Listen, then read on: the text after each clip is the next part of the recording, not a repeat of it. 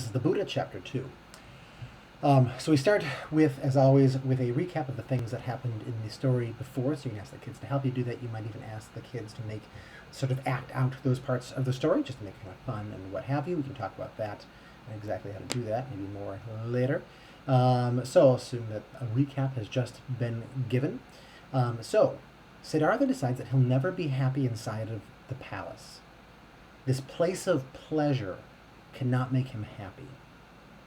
So he decides that his only option is to run away, and he decides to do it at night, even though he knows that his father doesn't want him to, even though he knows that his wife doesn't want him to, even though he knows that his son doesn't want him to. And so at night, he kisses his sleeping wife goodbye, and he kisses his sleeping son goodbye, and he walks out the front door of the palace.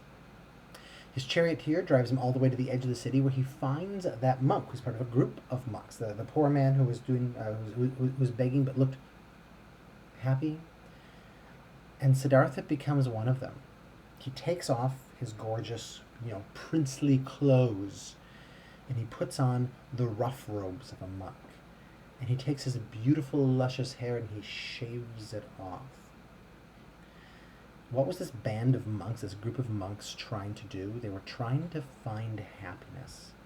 And they had an interesting idea about this. They thought the secret was their bodies. They thought that their bodies didn't want them to be happy, and so they thought they had to fight their bodies. How do you fight your body? You might ask the kids this. Well, they didn't sleep. At least they slept as little as they possibly could. And they didn't eat. Or at least they ate as little as they possibly could. You can ask the kids, what would happen if you didn't sleep? Would you be happy? Would you be sad? What would happen if you didn't eat? Would you be happy? Would you be sad? Would you be something else? Is eating good? Is sleeping good?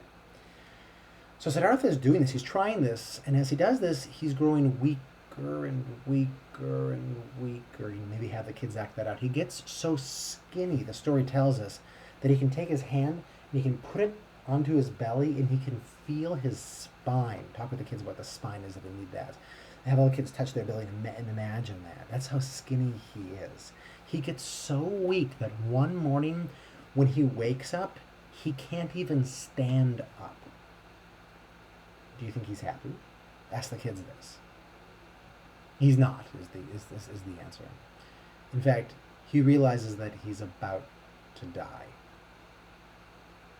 He's saved by a young woman who comes to him, who sees him there by the side, lying on the ground, unable to do anything. She comes to him. She has a bowl of soup, of rice soup. And he takes the bowl and he drinks it. He can't even lift his hands, right? He's too weak to lift his hands. But she puts it to his lips. It's warm. And she gently pours it into his mouth, and he kind of coughs and sputters. And he drinks it and drinks some more, and he drinks some more. And slowly, over the course of the day, over the course of the next couple of days, he gets energy again.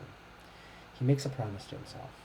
He will never go to war against his body again. He realizes, he sees, that he had tried when he was younger to do what his body wanted. He sought pleasure, but that didn't make him happy. And then he had gone to the opposite extreme. He tried to do what his body didn't want him to do. Didn't eat, didn't sleep. But that didn't make him happy either. He thought that if he was going to become happy, he would need to try something in between, somewhere in the middle of these things. He wouldn't do whatever his body wanted. He wouldn't seek pleasure that way. But he wouldn't fight his body either. He tells his friends this idea. And his friends, they think that he's wrong, that he's dangerously wrong. They tell him that if he wants to be happy, no, he just hasn't gone far enough. He has to keep fighting his body. And so what does he do? You can ask the kids this. What would you do? What could he do? Options would include go along with his friends, or betray his friends, tell his friends that they're wrong, or try to do something in the middle. He ditches his friends. He leaves them. He abandons his friends. If you'd like, maybe this would take us away from the major point of the story, but I think it's an interesting question. Is it good to leave your friends? Siddhartha says basically, I'm tired of this. I need to figure out how to be happy. I'm obsessed with this. I'm going to figure it out right now. This is when he's off by his own. I am going to sit under this tree right here, and I'm going to think about this problem of being unhappy and see if I can figure it out. If I can't figure it out, then I am just going to let myself die. And so Siddhartha sits down, and you can mime sitting down. He makes himself comfortable. You can have the students sort of mime making themselves comfortable, and he thinks, and he thinks, and he thinks. You can have the students mime this. He thinks about what makes him unhappy, and then he discovers something. He discovers a secret. He discovers a way to be happy. This whole story is real-ish. It happened probably about 2,500 years ago. In those last 2,500 years, what Siddhartha discovered, this thing that occurred to him, this answer to the problem of unhappiness, it's become famous. It used to be a secret, but now it's famous. Some people think that it really works, that if you do what Siddhartha figured out, you'll really be happy. Other people think it doesn't work. Do you want to know the secret? Do you want to know the secret that he discovered? Do you want to know what he thought the way to be happy was? Okay. So, what he discovered is what we will talk about tomorrow.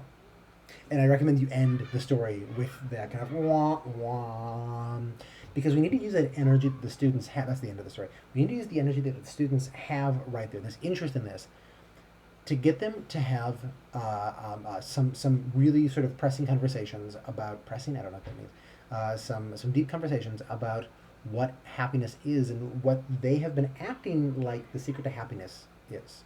So you can ask them questions like, when are you happy? We can write out times like this. Can you be happy anytime? What makes you happy? Could you be always happy?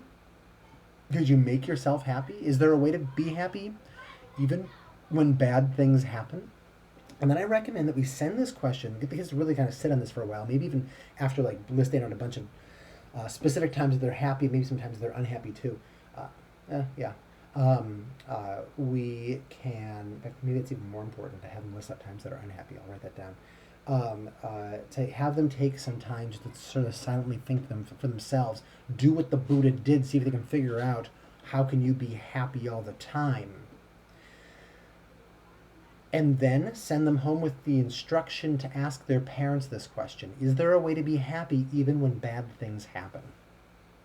Maybe even give them 3x5 cards to have their parents write this down on. Or that's stupid, not have the parents write it down. Have the students write it down. It needs to be the students' own handwriting. But the parents need to say it. And the students can come back in with their parents' answer to this. And they can write down their own answers on 3x5 cards. Maybe we should give them one for their parents, one for themselves, maybe one for each family member that they want to ask. And have them bring these things into class the next day. All right, that's the end of chapter 2 of the Buddha story. Onward to chapter 3.